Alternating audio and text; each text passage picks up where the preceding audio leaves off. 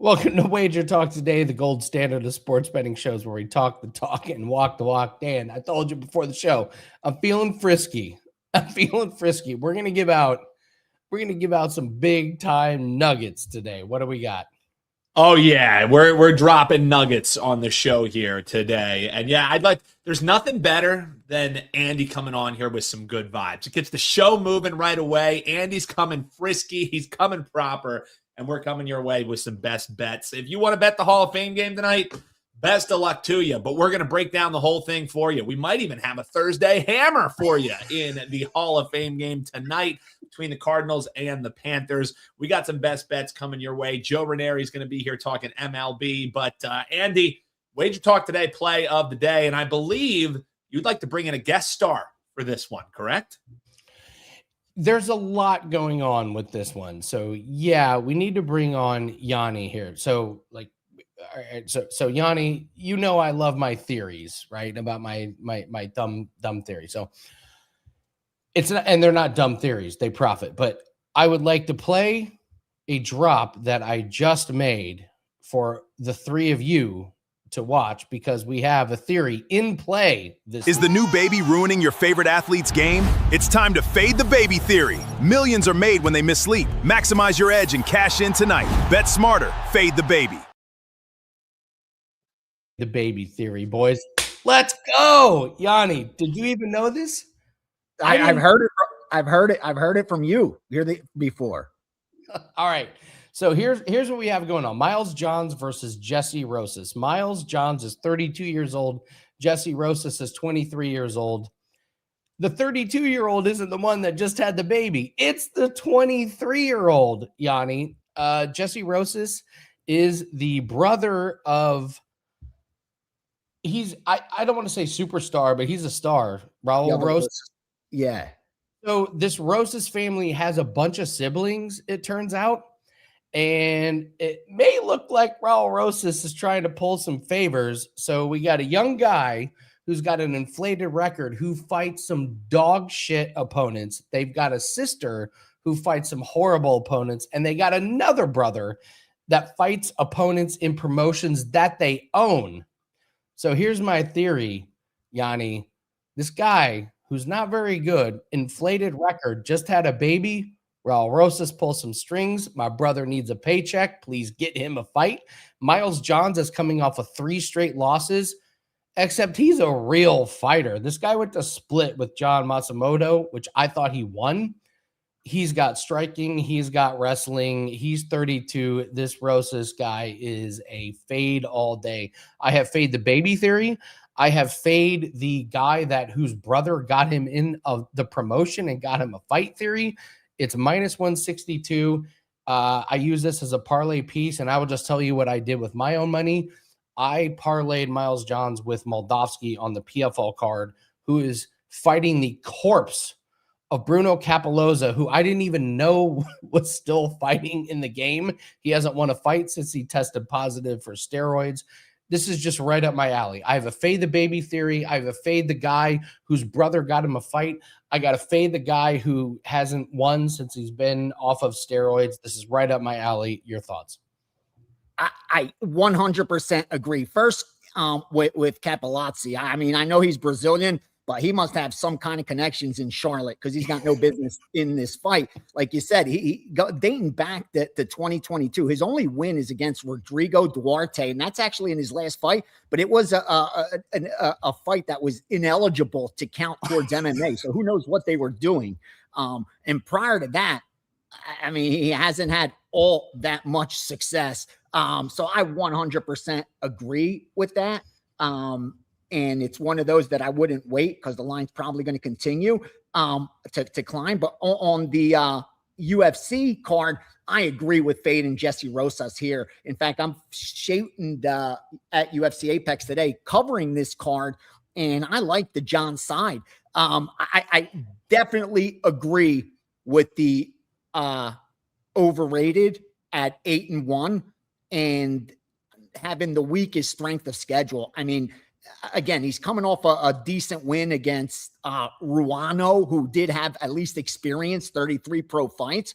But prior to that, dude, he had a win in a promotion called 559 fights against a guy who's 9-15. He went over and fought in Uriah Faber's promotion, got beat like against a 6-5 guy when he was 5-0.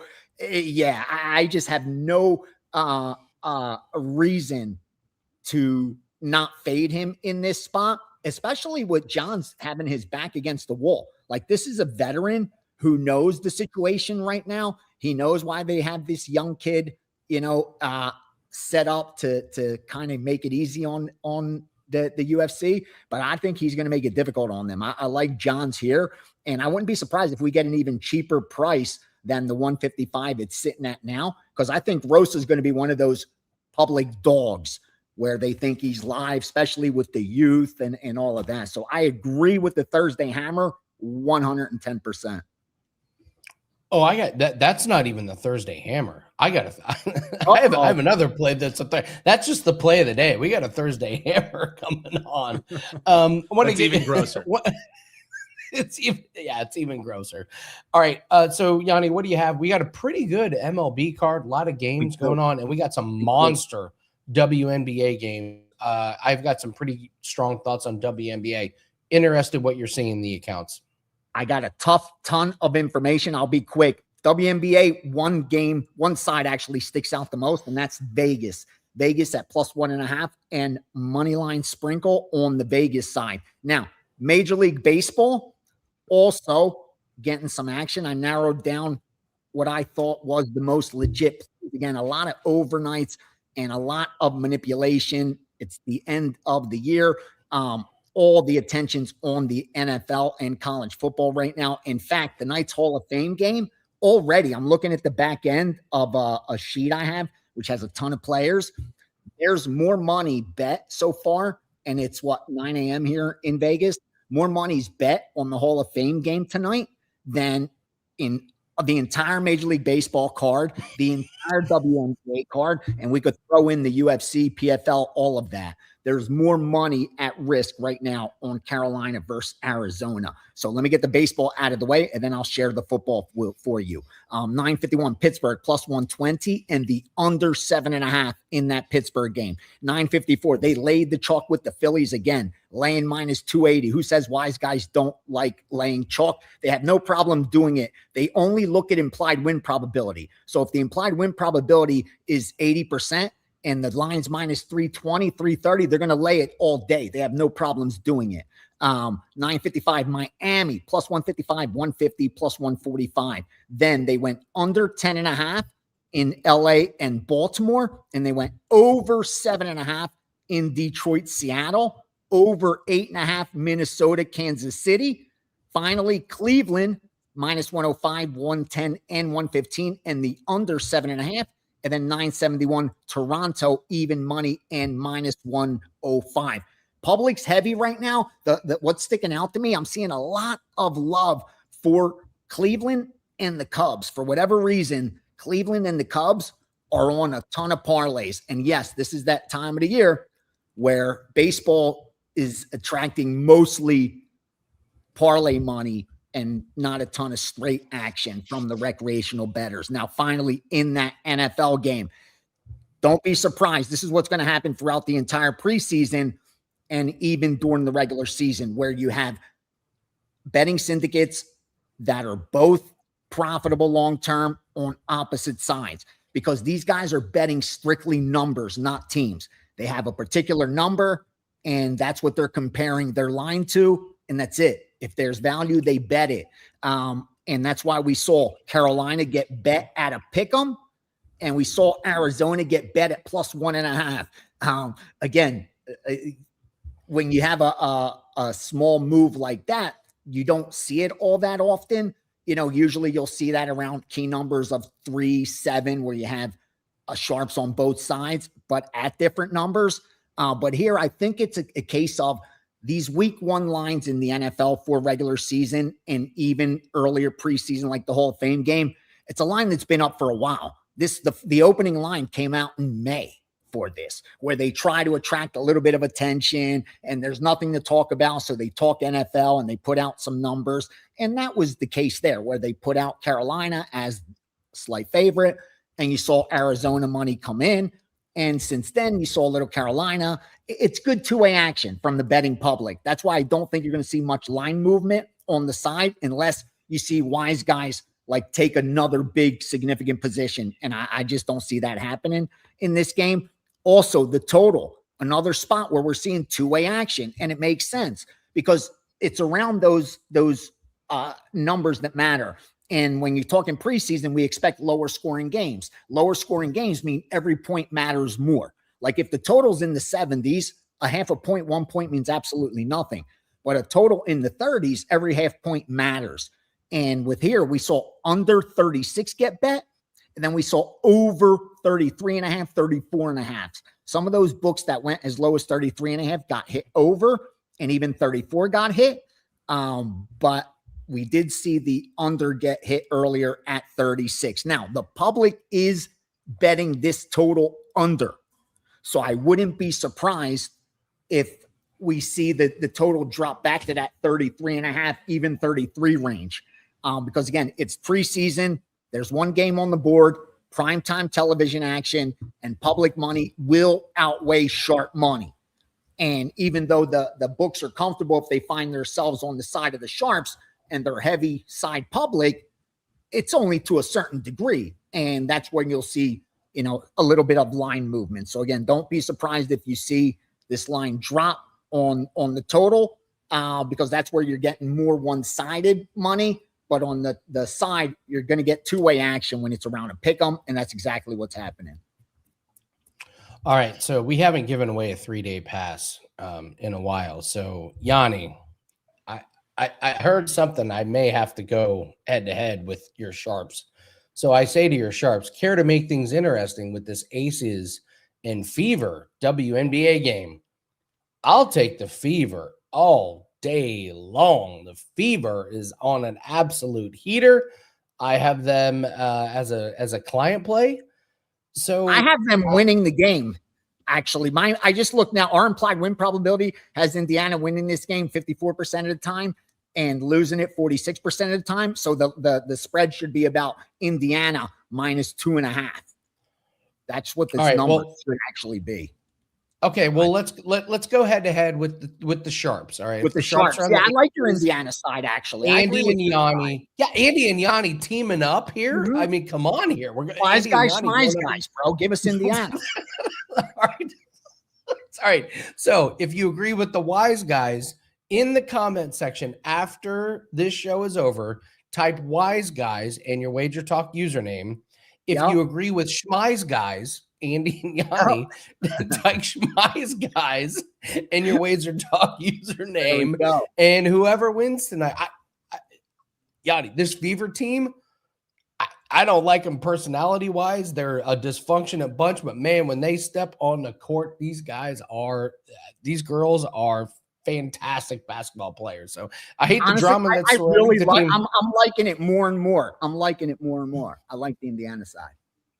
Yeah, I hate the drama that's surrounding him. But basketball wise, when Caitlin Clark and Sophie and Kelsey Mitchell are on point, this team's a juggernaut, like really, really good. So Andy and Yanni, the schmize guys, going up against the wise guys. Leave it in the comment section after the show, and we will give away a free 3-day pass. So Dan and I have been breaking down some NFL futures at the end of each show. We're going to be breaking down the Broncos, actually, their win total. What are you seeing in the futures market? I have not seen much movement. We've got some contract extensions, some injuries, but I haven't seen anything drastic in the markets. Have you seen anything? No, but speaking of your Denver Broncos, I'm high on Denver. They actually make my top 10 as far as power rating wise. Wow. I think if they could strengthen that offense, this is a very, very dangerous team because they have a manageable schedule. I know early on it seems difficult, but again, I just look at the data and based on season win totals, there's 16, 17 teams that have a more difficult schedule than Denver does. And you have a top 5, top 3 defense in efficiency. That's going to keep you in games. We have them winning only about 9 point something games. But again, with season win totals, I talked about that. Most teams on paper, they're going to either way exceed or way underperform, because in the NFL, you're talking about a sample size of 16, 17, 20 games max. There's no statistical significance there. So teams can outperform their data. They could, outperform the betting market more so than other sports. And again, that's why I do think you will see teams that win 12 games, even though we don't have anyone handicapped to win more than 11 point something. I do think we'll have a couple 12-game winners. But I'm interested to hear the breakdown on Denver because, again, the AFC is weak, man. The top teams are all in the NFC. So I think with the AFC, you got a wide open conference, and I think you'll get some future value because of it. Where with the NFC, it's a little bit more top heavy. It's Seattle, it's Rams, it's Philadelphia. It's who are those teams? You could throw in Detroit, throw in San Francisco. Which of those teams is actually going to rise to the top? But in the AFC, I think it's a lot more wide open. I mean, you got Houston in the mix, Baltimore in the mix, Buffalo in the mix. All those teams are within like a point, 2 points of each other, and Denver in the mix. So, yeah, I'm interested to see that breakdown, and I'm not seeing a lot of futures action. As I talked about, I finalized my season win totals and my futures to win national championship, win the Super Bowl. Because of that fact, these lines have been up for a while. The value's being extracted, like the betting syndicates, wise guys, even sharp NFL bettors, guys that just focus on NFL and actually win year after year. They've been betting these season win totals and futures to win the conference, to make the playoffs, not make the playoffs. Those bets have been getting hit for the last 3, 4, 5 weeks. So by now, you expect them to be bet into shape where there's no value either way. So I wasn't surprised to not see much movement unless there's a significant injury in the preseason or a cluster of injuries. You're not going to see much adjustment, definitely on season win totals and not even, on those future lines that they put out week to week. So I think, again, barring any preseason key injuries, what you're looking at is pretty much what we're going to have heading into the regular season. Haven't talked to you since Monday. I have not seen massive movements on any of these UFC fights. Curious if anything sticks out to you. I will point out Gigi Canuto lost on the last, televised episode of The Ultimate Fighter, and they bring her in to face Carol Foro. And by no surprise, Carol Foro is minus 285. I agree with that line.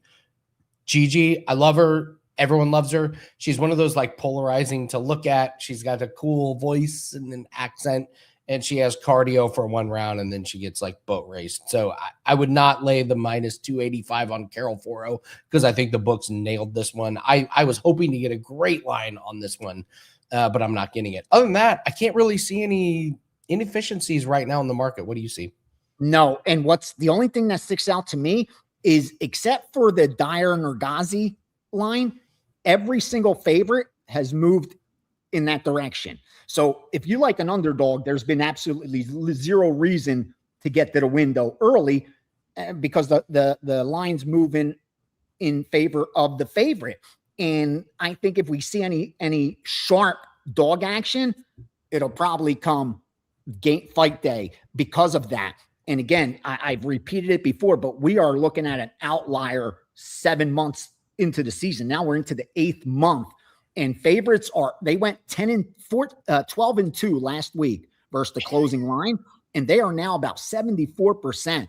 Underdogs are over 30, almost 40% below their historical win rate for 2026. So you would expect to see 4 out of 10 more dogs cashing throughout this season that haven't done so. Now, will we progress towards that mean and start to see more dogs like we're a 14-fight card? Are we going to start to see 9 favorites, 5 dogs, 10 favorites, 6 dogs, something like that? Are we going to start seeing that? I'm not too sure, but you expect it. Like, as inefficient as the MMA market is, it's still efficient enough that you shouldn't have outliers well into statistically significant sample sizes. So we're over 315 fights in. Like, again, if it's ever going to happen, it's got to start happening. So I know I keep saying it. If you're betting the favorites and you've made money, God bless you. Protect that profit. But if you like the dogs, probably shouldn't be too scared to bet them, because I do think we're looking at some overpriced favorites, and every line's moving towards the favorite. Like, again, if they win, they're going to win. So whether they were minus 290 or now 350, you cash the ticket. But if you're only betting one day, you could approach it that way. But if you're going to bet next week, the week after that, the year after that, you got to try to get down at good prices. And, betting minus 380 because you think he's going to win when it was 280 4 days ago isn't a good bet. But it's been cashing in MMA. It works until it doesn't. So that's what really sticks out to me. I'm trying to look at some dogs that hopefully jump off the page. Quarantillo, I thought, was a little bit live. The only concern there is his situation with him. The baby, there's a situation there also that he's dealt with and coming off the injury and moving up in weight. But I just don't think Fajeda should be close to a 2-1 favorite. And I'm trying to pick off some dogs, but it's hard. Like, nothing really jumped off the page as far as the underdogs go, except where was that one? There was one. We talked about it. I had a dog. I played it because I thought it would move in the favorite of the dog, and it didn't. And everybody is betting on the favorites. Like, I was like, oh, I got a dog on this card, and every fight has moved towards the favorite. That's why I like Richie Miranda at plus 250 or better. Right now, I could have got that already, but now it's up to 260 at some places, 265. Like, why should I bet it now? Let me sit back and see. I mean, because you see that, like, it's as low as plus 200 and as high as, like, at Bet Online is plus 260. Other places is plus 220. Plus, again, these lines are all moving towards the favorite. So you're going to get some good prices on dogs. It's just wait a little bit and have outs to shop. Because, again, if I like Miranda, I could get 260 at one spot or plus 200 at another spot. Like, that's a big difference in price. So, yeah. And it's all because of the risk that they have on these favorites. Again, I've talked to sports books, guys that have just been crying about MMA, telling me, dude, you have no idea. Guys that have never won, are hitting 7-fighter parlays, 8-fighter parlays. They're like, they're cashing week after week. And good for them. God bless them. They got to win too sometimes. But eventually, that doesn't last. You know what I mean? Yeah. Like, when you start making minus 250 favorites, minus 350, that's going to catch up with those bettors. They only have to lose a couple of those, and all that profit's gone. Because, again, the margin for error when you're laying that kind of chalk is very slim. You lay minus 300, you got to now win 3 bets to make up for that when you lose it. There's not too, you lose a minus 600. Now you got to win 6 bets just to get back to that where you were. Like, do you have that discipline to now have to win 6 bets? Hell no. Or are you going to? No way. No. The Hall of Fame game tonight. That's what betting those big favorites does to you. That the one day it goes bad, like, you're looking at the screen and not knowing what to do. You now owe more money than you should. And it's like, what do I do? Do I chase? And it all goes back to, you place good bets, you get good numbers, the world opens up to you with endless opportunities. If you gamble, you chase, you bet for action, you're always like tense. There's always like, you're on, like, teetering on the cliff all the time. Yes. That's no way to live. It's no way to live. All right, so Dan, let's cue up the Thursday Hammer. Before just real quick, I want to tell something here real quick. There's a bare knuckle fighting play that I really liked, and one book had a favorite as minus 160. Another book had it mistakenly as the other minus 160, and somebody emailed customer service, and thank God they did, because they were like, "What's going on with the odds change? Was there news that came out about this?" And I responded to them and I was like, no, a book made a mistake. Yep. They accidentally have the odds flip. And this happens. This is especially More than in you would assume. smaller markets, more than you would know. And I was like, do not play the other book that made a mistake. It will immediately flag your account. It's so tempting if you're like, oh, I get minus 160 on one book, but plus 130 on another. If you know it's a mistake and you play that plus 130, your account's going to get flagged. You're probably going to get limited. You're on their radar. It sucks because it's their mistake, but protect your account. Do not take advantage of when a book makes a mistake. And honestly, your bet's probably going to get voided. That's the other thing that's going to happen to it. So I just want to throw that out there. If you see I got to figure out how to fix this filter because I feel like my screen looks like I'm at the mall getting glamour shots. I don't know if something clicked. You're fine. All right, let's do the Thursday hammer. Play the drop. Let's do it.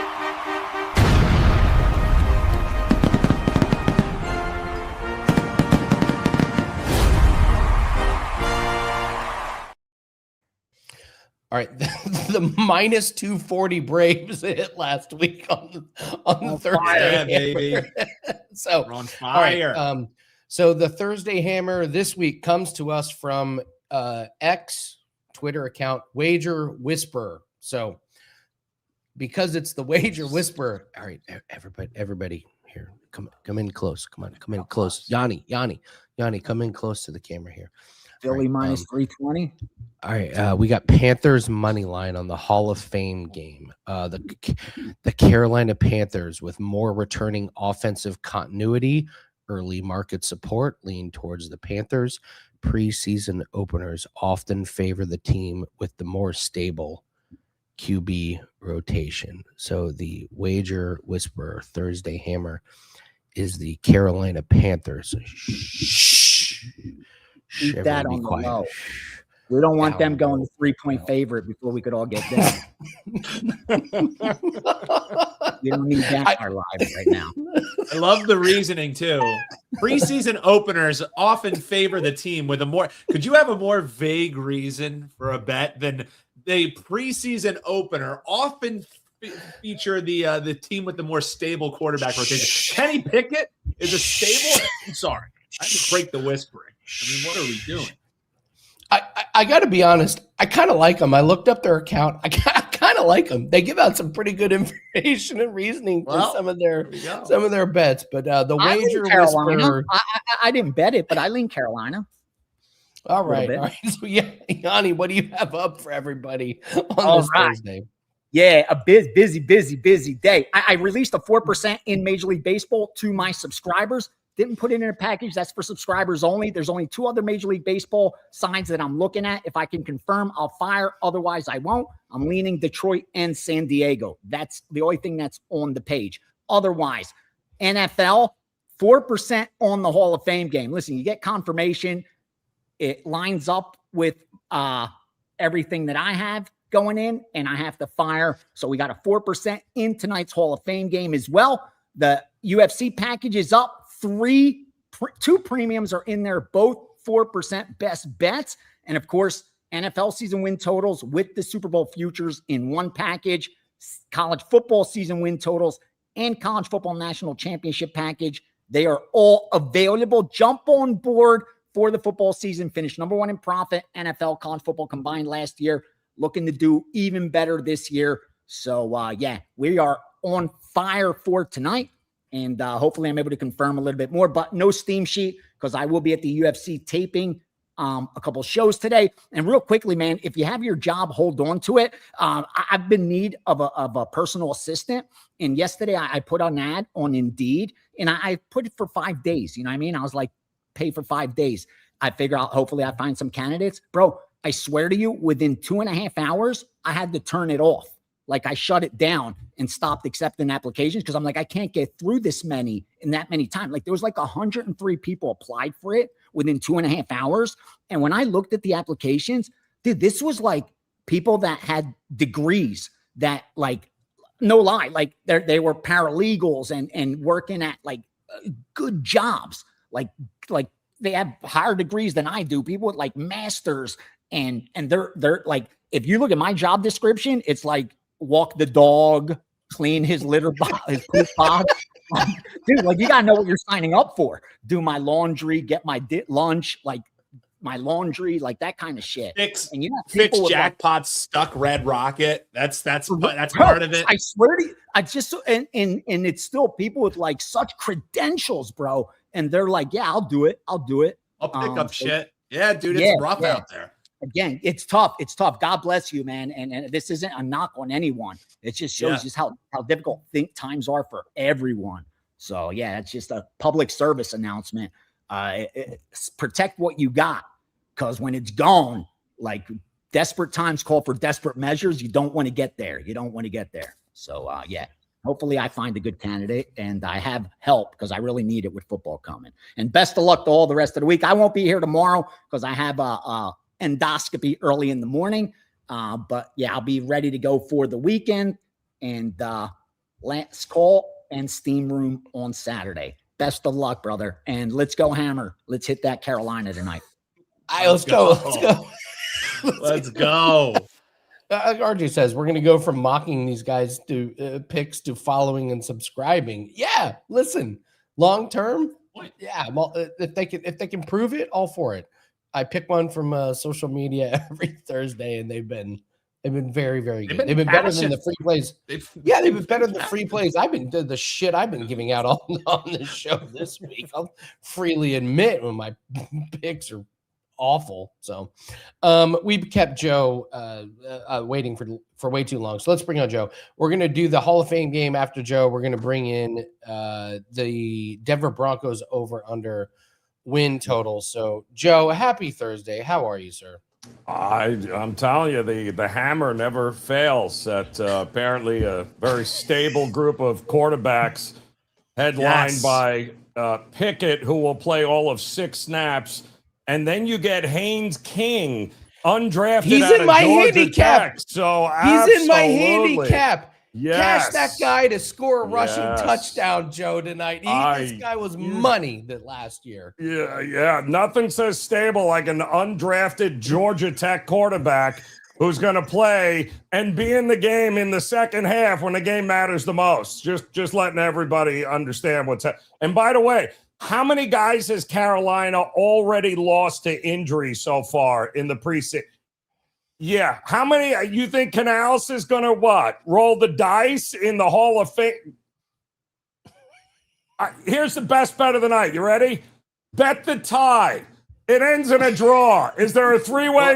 It'll be 7-7 and then stop the game because it's awful on so many levels. Terrible. Yeah, actually, that's a perfect segue. I mean, we weren't planning on talking the Hall of Fame game with you, Joe, but I do have, the game graphic. People like getting what the odds are and everything like that. So we have the game graphic for tonight's Hall of Fame game. Yeah, that's what we have going tonight. So yeah, that's actually more exciting, that picture, than the game will be. I can tell you that right now. I'd be willing to put more money on the dog to the right than the dog on the left. That's telling you right now.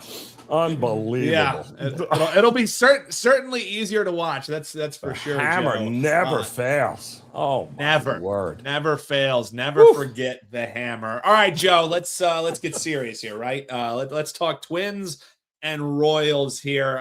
If the Royals actually got to play the Twins a little bit more, Joe, maybe they wouldn't be in last place in the AL Central, because it's like the only team that they seem to be able to win against.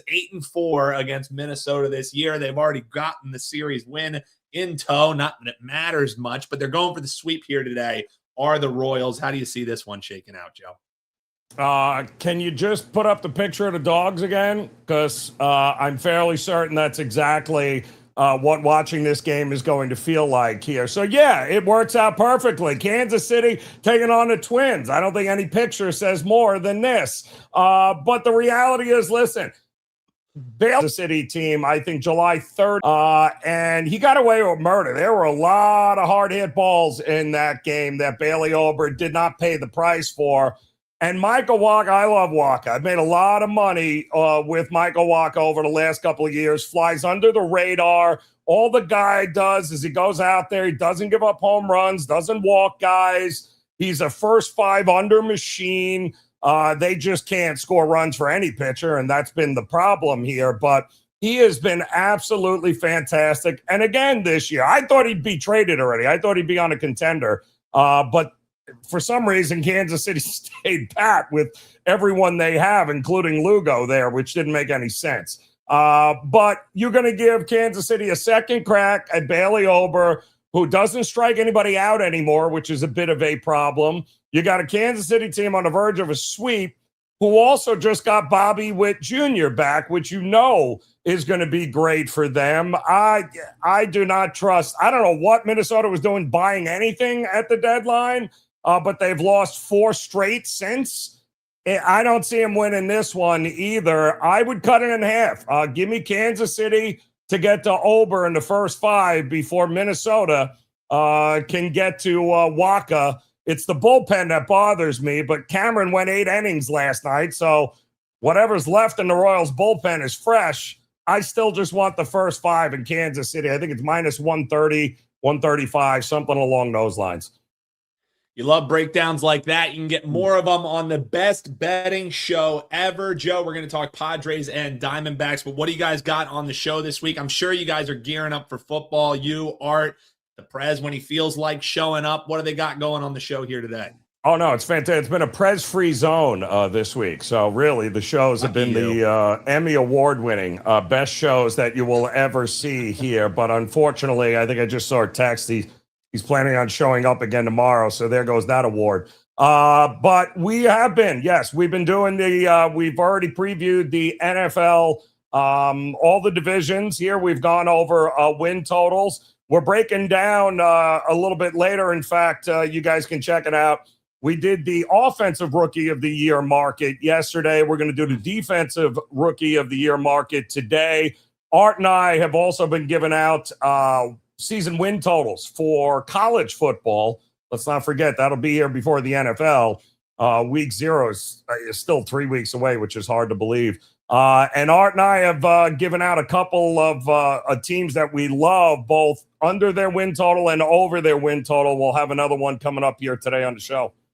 I love it. Joe Raineri, Art DeCesar, sometimes Prez. The best show's probably sans Prez. But Joe, check out the best betting show ever. Like and subscribe here. You hit subscribe, you're always going to know when that show is posted here on WagerTalk TV.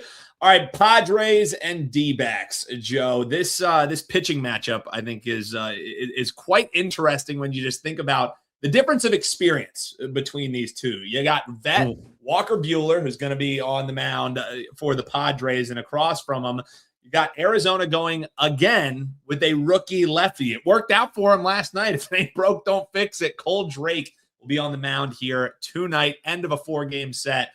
Do the D-backs get this series win, or the Padres not only evening up this series, but evening up the entire series for the season, making it 5-5? How do you see this one shaking out, Joe?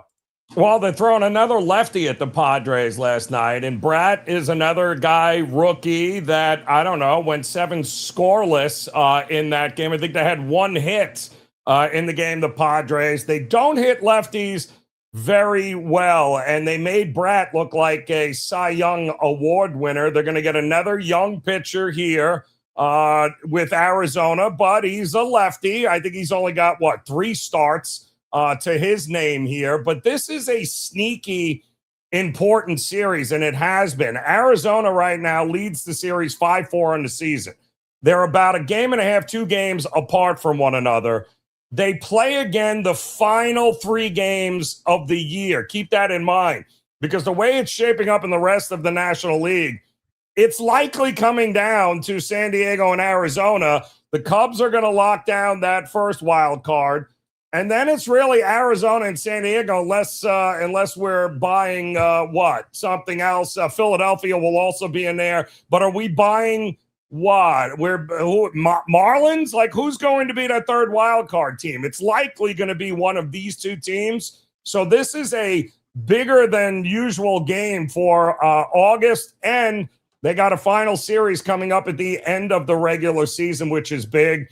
Walker Buehler started off pretty decently. He ended up beating the Dodgers, I think, in late June. And then after that, he's been nothing but a gas can. He's given up 2 earned, I think, in the last couple, 3 prior to that.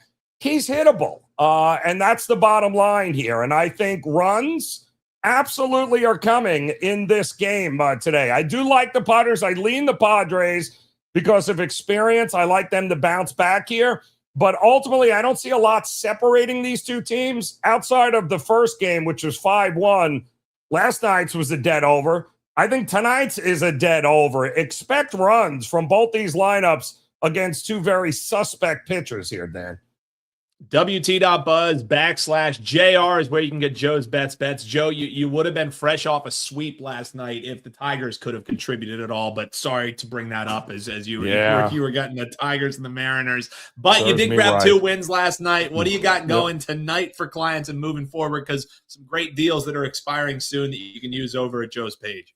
Yeah, well, I think my game is already off and running here. I'm on the Baltimore game, was one of my early plays. I got the first 5 under 5.5, even with Johnson pitching for the Angels.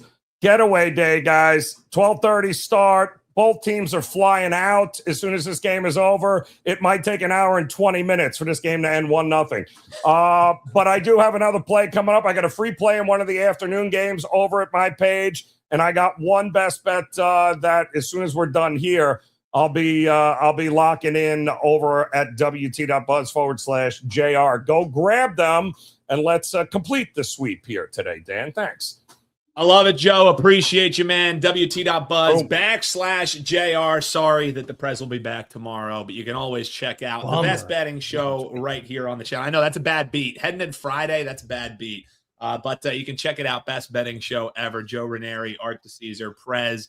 Carm hops on there. Sometimes you get Brian Power. It's a great compliment to this show. Watch us live. Once we're done, best betting show right after us. Subscribe here to the channel and you'll never miss it. A lot of things going up. We're going to break down the Hall of Fame game, and we're going to break down the Denver Broncos 9.5 wins. Just touch on it's a massive weekend starting today for us. We have a lot of tennis plays we got 4 today alone. Just today, we've got a 5% UFC best bet that goes up. I gave you guys a PFL and UFC play that goes off on Saturday. Bare Knuckle Fighting Championship is the one, Dan. They are opening for Megadeth at the Sturgis Motorcycle Rally at Buffalo. Oh, yeah. This is so freaking cool. I'm so excited. But once again, we hit our 4% MLB play. Ho-hum, just a casual 23-7 run on 4% plays. We've got one going. We actually got one going in the Angel Orioles. So we hit this one, and I'm feeling good about tonight's slate based on the line moves. Probably going to have another one tonight. So there's no reason to buy just one play. You got the 3 days, and you get 3 days free. We got a monster loaded card for the next few days. We got a really good bettable auto racing at NASCAR race, that 4% play that goes up. So you get 6 days for the price of 3, just $69. We're going to be running a special tomorrow for MLB and MMA for the rest of the year. But for now, just get the 3 days. Get the 3 days. You get 3 days out on you. You get 6 days of all of our plays. Running red hot in a lot of sports, Dan. And Andy, worth mentioning, props in the PLL, our lacrosse props, haven't been great this year. So we've laid off them a little bit here. You know, it's just the nature of the beast. Sometimes they're firing, sometimes not. So the props haven't been great, Andy, but paper trade and some sides and totals have been really good. We're going to have a PLL play that I love this weekend. So we'll talk about it a little bit on tomorrow's show, but you buy that 3 days, you get that 3 for free with this summer special. Props, full disclosure, guys, haven't been hitting them in the PLL, but these sides and totals, they have been working. I think we got a total posted right now, Andy, that makes no sense. So we're going to have a pretty sizable play on that. You grab these 3 days, you're going to grab that lacrosse play as well. And since it's been a while, maybe tomorrow on the show, we'll drop some free plays for you guys as well, because this is a card, 2 weeks left in the regular season, Andy. Teams that are giving up on the season, teams that are really need to make a playoff push. Got a great weekend of games in Boston and a great weekend of games in Philadelphia next weekend that I will be attending. So we're going to be firing through the end of this PLL season. So any of you lacrosse subscribers that haven't been happy, we're diving back into it. I got your back. All right, so Seth wants to know, what are we taste testing this weekend? So when we do our live UFC shows, we do a taste test category every week. When it's a weak card, we have kind of a bizarro like theme. When we have a monster card, we break out a big boy category. This is not a great card. We're taste testing instant mashed potatoes. Oh, wow. Instant mashed potatoes. That is, yes. I don't know how much instant mashed potatoes I could eat, Andy, but the threshold is probably low.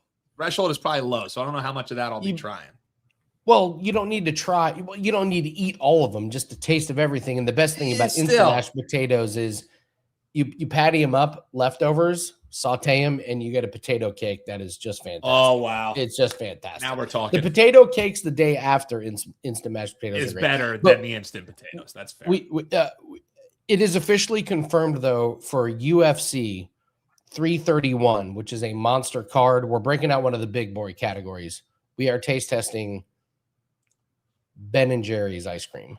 Oh, that might be your finest work yet, Andy. I don't handicap UFC. I don't handicap MMA, but I might be a show I'm joining on because Ben & Jerry's my absolute jam. Fish food, I'm in. Half baked. We're going to be taste testing a bunch of ice them. cream ever. Yeah, we will be ranking the Ben & Jerry's. So, all right, but enough of the taste. All right, let's do the Hall of Fame game. Here's my notes for the game because it's Hall of Fame game. First day. All right. Old-fashioned poop. Oh, Hall of Fame stop. Game. Oh, sorry. I hit the wrong graphic. That's my bad. All right, Hall of Fame game. Interesting. The over is hitting 4 straight Hall of Fame games. The Panthers have a lot of injuries on defense. I don't think Carolina is going to be playing anybody on defense. They're certainly not going to be playing anybody tough. The Cardinals' defense is horrible to begin with. Here's another thing. There is rain coming before this game. That's going to make the field slick. I think this favors the offense. And we mentioned Haynes King is expected to get a lot of playing time. This guy is a fantastic rushing quarterback. Rushing quarterbacks work great in the preseason. Trey Lance last season was a cash cow for us and clients. He was fantastic because you drop back the pass. Oh, they guarded your wide receivers. You just run it. And the intensity for the defense to chase down a running quarterback is just not going to be there. We cashed on Haynes King in college. I think we're going to cash on him tonight. I would take him to score a touchdown. And I'm in on the over to hit 5 games in a row for the Hall of Fame game. Any notes, Dan? Andy, and when we were hearing Gianni talking about this game a little bit earlier as well, he was saying, how the public's kind of lining up, betting this under. Oh, did you see the video of the Arizona Cardinals offense? How bad they looked on the first day of preseason. Yeah, give me all of those narratives for sure, because the one thing that I think, no one has mentioned on this show is the new look head coach for the Arizona Cardinals. You got Mike LaFleur in the house, probably a guy who would like to make a little bit of an offensive splash, especially the fact that everyone is saying, oh my God, you see how embarrassing the Cardinals look? And oh, you heard the Thursday hammer, all the continuity coming back for the Carolina Panthers. They could be on autopilot. So I lean towards the fact that you're getting a point with the Cardinals. I obviously would just go money line. I lean towards that. But the same way that you saw it, Andy, if it ain't broke, don't fix it. Last 4 Hall of Fame games have seen not only gone over, they've seen 37 or more points. The highest of the 4 got all the way to 41. And you're seeing Gianni talking about people hammering this thing back down to 33. I don't think you got to rush to bet the over in this one, but football's back, Andy. Who wants to be cheering on an under? Over. And I'm leaning with Mike LaFleur and the Cardinals. That's the Hall of Fame game breakdown for me. Folks, bet this game responsibly. We have plenty of this is starting today, Andy. This Thursday. There will no longer be a Thursday till the end of the NFL season that you don't have football. Don't blow your load on the Hall of Fame game because don't forget it is an old-fashioned football. So all right. Well, we have responsible. Well, Seth, love him, is taking the care to make things interesting. So we have a locked-in 3-day flex pass bet with Seth. Seth is taking the under. I am taking the over. So if the over hits, Seth has to buy a 3-day pass, and he gets 3 days free. So Oh no. Oh no. Oh, What a no. You're going to have punishment. 3 days of the best time of free picks potentially. So we'll grade it, Andy. We'll call it 34. Since there are some 33s and a half, there's some 34 and a half. We'll grade it at 34. So a push potential. 34 and a half. Done. 34 and a then, half. I said 34. I was giving a little push potential. You want to grade it at 34 and a half? 30, no. Okay, perfect. Pushes on this show. We don't do ties. As Kelly says, I miss soccer. Kicking is for losers. I say ties are for losers. So. I miss soccer. They're called draws, Andy. They're called draws. Oh, I was thinking about the things that strangle you when you go to your awful corporate job. All right. So, all right. This is a polarizing over-under total. We have to talk about the Denver Broncos. I spent more time on this over-under total, Dan, than any team this season, including my own Indianapolis Colts, including your Philadelphia Eagles. So how does a team that went 14-3 and returns all important pieces to drop to 9.5 wins? I want to get your thoughts here first. I have a lot, so I want to start with you. What do you think? Yeah, and I don't want to steal any of your thunder because I think, the research you put in on this is spot on. For me, this line just feels like so in both seasons under Sean Payton, you've seen 10 or more wins, right? So that's where you start. And that's why this thing is lined at 9.5. But as Andy pointed out, 14 wins last year. And you're not going to throw up a 10.5. That's kind of telling for me. If they throw up a 10.5, all they're getting is under bets. This is the perfect number to entice action on both sides. For me, what did the Denver Broncos do in the offseason to get any better than what they were last year? Even with all that luck they had their way, you add Jalen Waddle, who's going to waddle off the sideline, injured multiple times throughout the year. Now, he probably comes back into the game because that's what he does. He catches a ball. He says, I'm hurt. He comes back in. He scores 2 touchdowns, right? But they added Jalen Waddle. Outside of that, Andy, when I was researching, I completely forgot when the draft rolled around. Their first selection in the draft didn't come until the 3rd round. There is no youth injection into this team. Sure, you got a young quarterback. You got a decent young roster. Does Bo Nix continue a forward progression? Maybe. But for me, Andy, 9.5, perfect. I mean, I give a slight lean towards the under simply because I think the Chiefs can't be as bad as they were last year. I mean, the way that they struggled through the last half of the season. Justin Herbert and the Chargers, they're always the sexy team heading here into it. I didn't like the Chiefs to win the division. That was one of my hot takes last season. I think this division is even more open than it was last year. So I have a slight lean towards the under just because I'm not really a Bo Nix guy. I don't think this team did much to get better, but 9.5 is the perfect number. If this thing went to 10, Andy, forget about it. I am nuking the under, but at 9.5, just never so slight lean there. I think you had the stronger feel on this one. Sometimes you don't need to do a lot of handicapping. The books tell you a story. Sometimes we overthink things. A 14-win team goes to 9.5. So then I just casually went back to last year, and you brought this up. 1-score games, late comebacks were the story of the Broncos season. Yes. Now, they did get better as the season went on. If Bo Nix doesn't get hurt, their playoffs probably go a little bit better. But let me introduce you to the wins of the Broncos last season. Here are their wins. Home to the Titans. Home to the Bengals with Jake Browning as their quarterback. At your Eagles, where Saquon got 6 carries. They beat the Jets. They beat the Jets, the Giants, the Cowboys. At Houston, that's a good win. Oh, wait, Davis Mills was the quarterback. Yep. 10-7. That was the final score against the Raiders.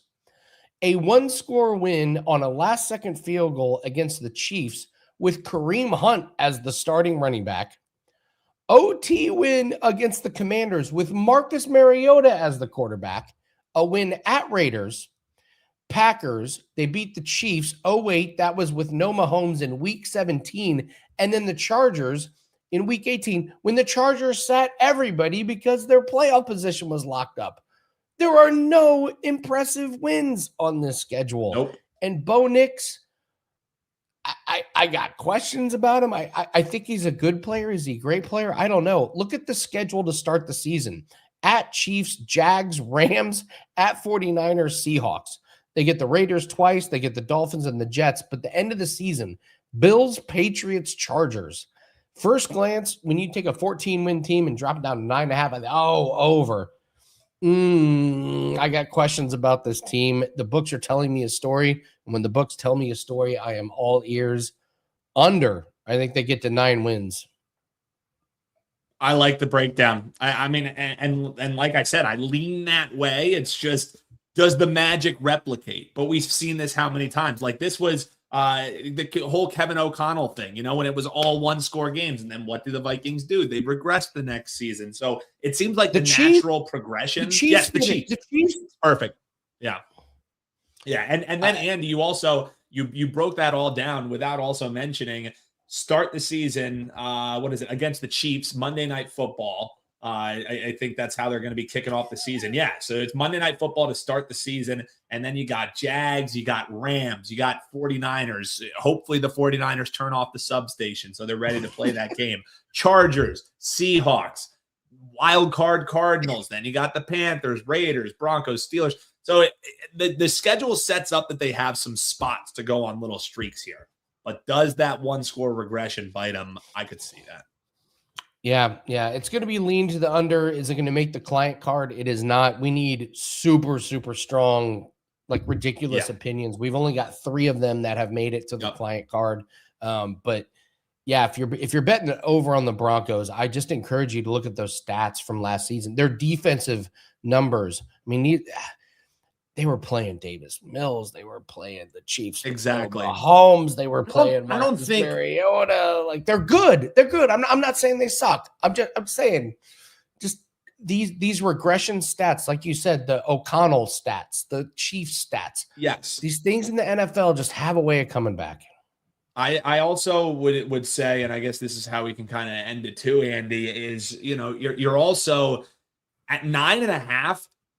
I would be surprised, and some people might have a stronger feeling or not. If this was a client play for anyone, I would find it pretty head scratching, to be quite honest with you, because I think 9.5 is such a good number. Like for it to be something that gets elevated, you need a full point of value, and you're talking a quarter point, maybe a half point that you're getting on a season win total. They're going to hold on to your money.